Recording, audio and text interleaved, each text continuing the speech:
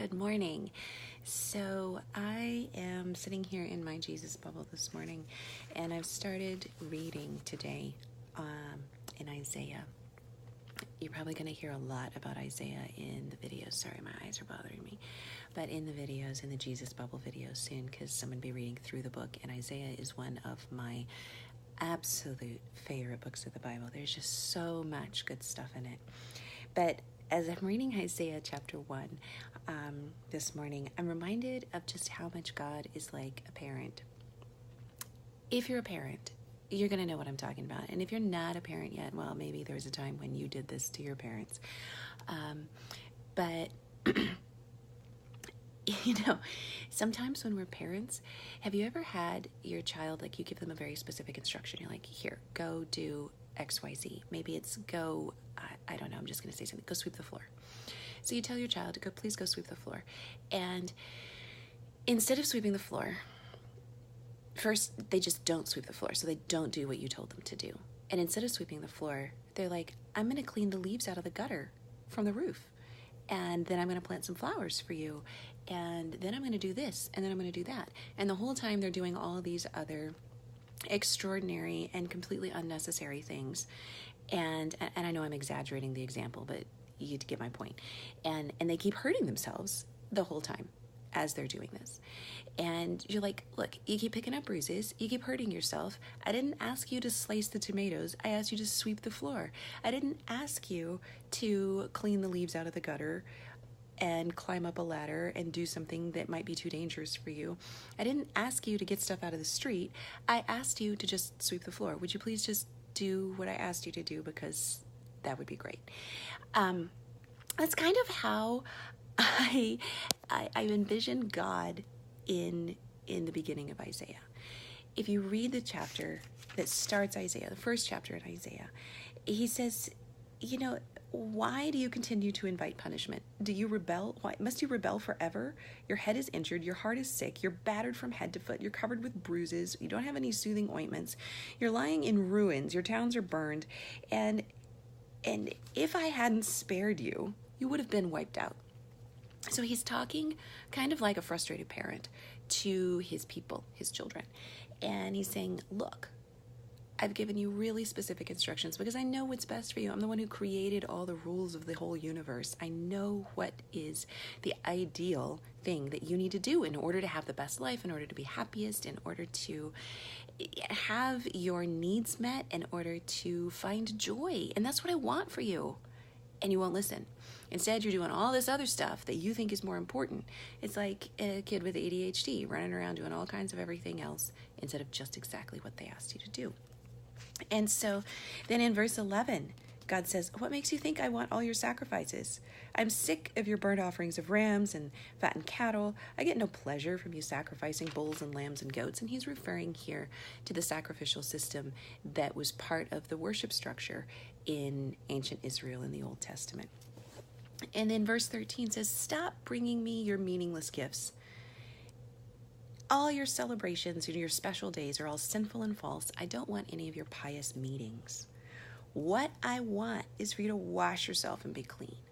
What I want is for you, and this is verse 17, and it is the crux of the gospel and how we are to live if we are going to be God's children and actively be representing Christ.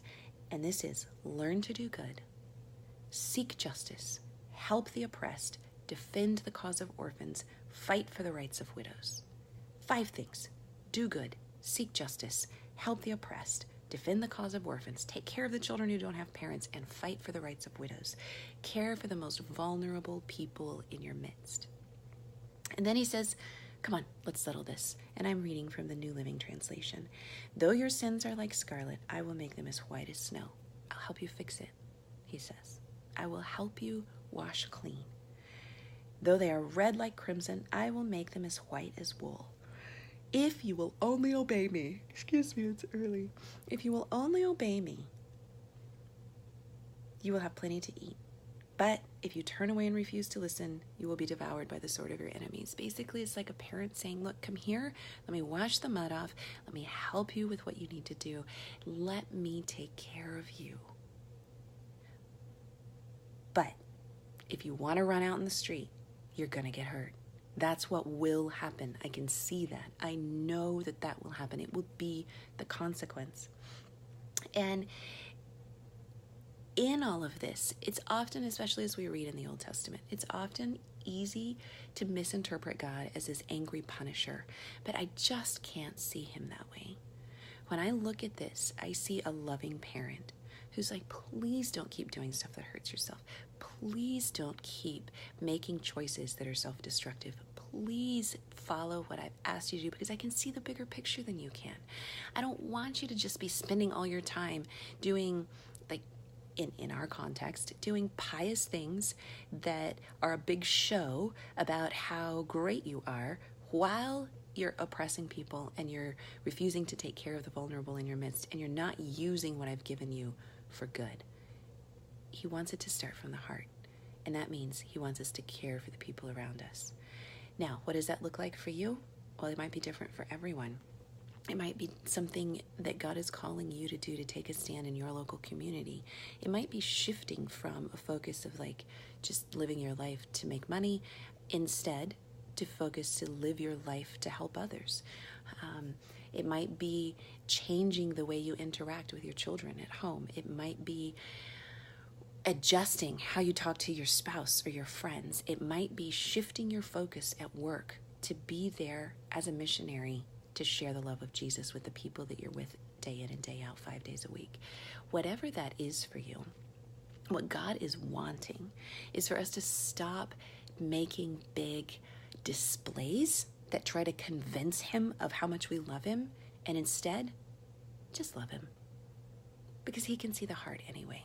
And he doesn't have any desire for the big displays. Just like a kid who's like making a mess and hurting themselves, trying to convince you of something because they're just doing what they want to do.